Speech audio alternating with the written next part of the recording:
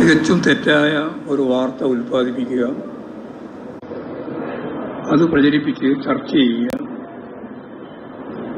ഈ നിലയാണ് അതിന്റെ ഭാഗമായിട്ട് ഉണ്ടായത്. തുടർന്ന് സെൻട്രൽ കമ്മിറ്റി കഴിഞ്ഞതിന് ശേഷം സെൻട്രൽ കമ്മിറ്റിയിൽ പാർട്ടി നേതൃത്വത്തിനെതിരായി, പ്രത്യേകിച്ച് ജനറൽ സെക്രട്ടറിക്കെതിരായി VP ജയരാജന്റെ പേര് തന്നെ പറഞ്ഞുകൊണ്ട് അതിശക്തിയായിട്ടുള്ള വിമർശനം നടത്തുകയുണ്ടായി എന്ന വാർത്തയും വരികയുണ്ടായി. ജയരാജനെ സംബന്ധിച്ച് നിയമ നടപടികൾ സ്വീകരിക്കും എന്ന നിലപാട് സ്വീകരിക്കുകയും ചെയ്തിട്ടുണ്ട്. എന്ന് പറഞ്ഞാൽ ഒരു തരത്തിലും ശരിയല്ലാത്ത യെച്ചൂരി തന്നെ റിപ്പോർട്ടിങ്ങിന്റെ ഭാഗമായിട്ട് പറയുമ്പോഴും പറഞ്ഞു, ജയരാജൻ പങ്കെടുത്തു എന്നുള്ളത് ശരിയാണ്, പക്ഷേ ആ മേഖലയിൽ നടന്ന ചർച്ചയിലെ ജയരാജൻ പങ്കെടുത്തിരുന്നില്ല. എന്നിട്ടാണ് ഇതുപോലുള്ള കളവ് വളരെ പ്രധാനപ്പെട്ട പത്രം എന്ന് പറയുന്ന പത്രങ്ങൾ ഉൾപ്പെടെ അച്ചടിച്ച് പ്രസിദ്ധീകരിക്കുന്നത്. പിന്നെ പാർട്ടി സംസ്ഥാന കമ്മിറ്റി കണ്ട, ഞാൻ തന്നെ പത്രസമ്മേളനത്തിന്റെ ഭാഗമായിട്ട് ഇവിടെ ചൂണ്ടിക്കാണിച്ച കാര്യങ്ങൾ തന്നെയാണ് പാർട്ടി സെൻട്രൽ കമ്മിറ്റി സംസ്ഥാന കമ്മിറ്റിയുമായിട്ട് ബന്ധപ്പെട്ട കേരളത്തിന്റെ പ്രത്യേക ഭാഗം വിശദീകരിക്കുന്ന സന്ദർഭത്തിൽ വിശദീകരിച്ചു. അല്ലാണ്ട് ഞങ്ങൾ അവതരിപ്പിച്ചതെല്ലാം തള്ളിക്കളഞ്ഞിരിക്കുന്നു എന്നുള്ള രീതിയിലല്ല. മാത്രമല്ല, ജനറൽ സെക്രട്ടറിയും പ്രകാശ് കാരാട്ടും കൂടി പങ്കെടുത്ത 5 ദിവസം നീണ്ടു നിൽക്കുന്ന സംസ്ഥാന സെക്രട്ടേറിയറ്റും സംസ്ഥാന കമ്മിറ്റിയും ചേർന്ന് എത്തിച്ചേർന്ന നിഗമനങ്ങൾ തന്നെ അഖിലേന്ത്യാടിസ്ഥാനത്തിലുള്ള പാർട്ടി പരിശോധനയിൽ കേരളവുമായി ബന്ധപ്പെട്ട് അവതരിപ്പിക്കുകയാണ് ചെയ്തിട്ടുള്ളത്. അപ്പോൾ തെറ്റായ രീതിയിലുള്ള പ്രചാരവേല പാർട്ടിക്കെതിരായിട്ട്, പാർട്ടിക്കകത്ത് തർക്കങ്ങളും പ്രശ്നങ്ങളുമാണ് എന്ന് വരുത്തി തീർക്കാനുള്ള ശ്രമം നടന്നു വരുന്നു എന്നുള്ളതാണ് ഏറ്റവും പ്രധാനപ്പെട്ട പ്രശ്നം. ഈ തെറ്റായ പ്രചാരവേല ജനങ്ങൾ തള്ളിക്കളയുമെന്ന കാര്യത്തിൽ CPM-ന് യാതൊരു സംശയവും ഇല്ല. ഇപ്പോഴും കുറച്ച് ദിവസമായിട്ട് SFIക്കെതിരായിട്ടുള്ള വലിയ രീതിയിലുള്ള പ്രചാരവേല മാധ്യമങ്ങൾ മത്സരിച്ച് സംഘടിപ്പിച്ചുകൊണ്ടിരിക്കുകയാണ്. ചില മാധ്യമങ്ങൾ മുഖപ്രസംഗം തന്നെ അതുമായി ബന്ധപ്പെട്ട് എഴുതി SFIയെ ആക്ഷേപിക്കുകയാണ്.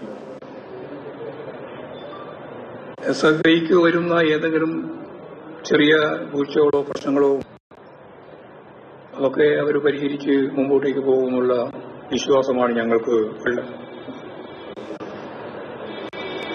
സാമൂഹ്യ രാഷ്ട്രീയ നിരവധി ആളുകളെ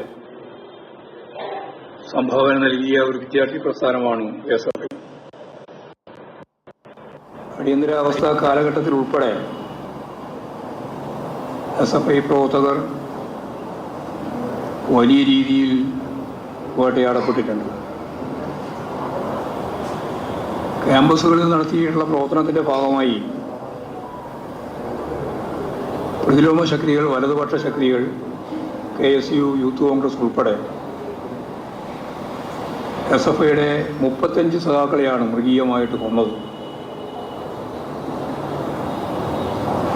SFIയുടെ ഭാഗത്ത് ഒരു സംഭവം പോലും പറയാൻ ഇല്ല. ഇതെല്ലാം ജനങ്ങൾ മറന്നിട്ടുണ്ടാവും. പുതിയ ഒരു വാർത്താ ശൃംഖല സൃഷ്ടിച്ച് കേരളത്തിൽ ഏറ്റവും കരുത്തുറ്റ വിദ്യാർത്ഥി പ്രസ്ഥാനമായ SFIയെ തകർക്കാൻ കിട്ടുന്ന ഒരു അവസരമായി ഉപയോഗിക്കുക എന്നതാണ് അവരിപ്പോൾ കാണുന്നത്. ഏറ്റവും അവസാനമായിട്ട് SFIയുടെ ഏറ്റവും പ്രധാനപ്പെട്ട പ്രവർത്തകനായിരുന്നു ഇടുക്കി എഞ്ചിനീയറിംഗ് കോളേജിലുള്ള ധീരജ്. ധീരജൻ്റെ നാട്ടുകാരനാണ്, തളിപ്പറമ്പുകാരനാണ്. ധീരജൻ്റെ അച്ഛൻ യഥാർത്ഥത്തിൽ ഒരു കോൺഗ്രസ് പ്രവർത്തകനായിരുന്നു മുൻകാലങ്ങളിൽ. ക്യാമ്പസിലെ ജനാധിപത്യവും വികസ്വരമായ കാഴ്ചപ്പാടുകളും ഉയർത്തിപ്പിടിക്കാനും റാഗിംഗ് ഉൾപ്പെടെയുള്ള കാര്യങ്ങളിൽ ഫലപ്രദമായ നിലപാട് സ്വീകരിക്കാനും സാധിച്ച പ്രസ്ഥാനമാണ് SFI. നിങ്ങൾ ഉൾപ്പെടെ നിരവധി ആളുകൾ SFIയിലൂടെയാണ് കടന്നു വന്നത് പത്രപ്രവർത്തനത്തിലേക്ക്, അല്ലേ? അങ്ങനെയല്ലേ? അതിലൊന്നും ആ പാരമ്പര്യത്തെയൊന്നും തള്ളിപ്പറഞ്ഞ് ഏതെങ്കിലും കോളേജിൽ ഉണ്ടാകുന്ന ഏതെങ്കിലും പ്രശ്നം അടിസ്ഥാനപ്പെടുത്തിയിട്ട് അത് പർവ്വതീകരിച്ച് അത് കേരളത്തിലെ ഏറ്റവും ക്രിയാത്മകമായി പ്രവർത്തിക്കുന്ന SFI സംഘടനയെ തകർക്കുക എന്ന ലക്ഷ്യത്തോടുകൂടി നിങ്ങൾ നടത്തുന്ന പ്രവർത്തനത്തെ ജനങ്ങളാരും അംഗീകരിക്കുമെന്ന് തോന്നുന്നില്ല. അവിടെ ഇവിടെ ഉണ്ടാകുന്ന തെറ്റായ ഒരു പ്രവണതയെയും അത് SFIക്കാരാണ് എന്നുള്ളതുകൊണ്ട് ന്യായീകരിക്കാനൊന്നും ഞാൻ ഉദ്ദേശിക്കുന്നില്ല. അതൊക്കെ തിരുത്തപ്പെടണം. തിരുത്തേണ്ട കാര്യങ്ങളെല്ലാം തിരുത്തി പോരായ്മകൾ കണ്ടെത്തി പരിഹരിച്ച് മുമ്പോട്ടേക്ക് പോകാൻ സാധിക്കണം. നിങ്ങൾക്കറിയാം, ധീരജിനെ കൊന്നത് പൈലിയുടെ നേതൃത്വത്തിലുള്ള കോൺഗ്രസ് നേതാക്കന്മാരുൾപ്പെടെയാണ്. എൻ്റെ കുട്ടികളാണ് ഇത് ചെയ്തത് എന്നാണ് KPCC പ്രസിഡന്റ് പറഞ്ഞത്.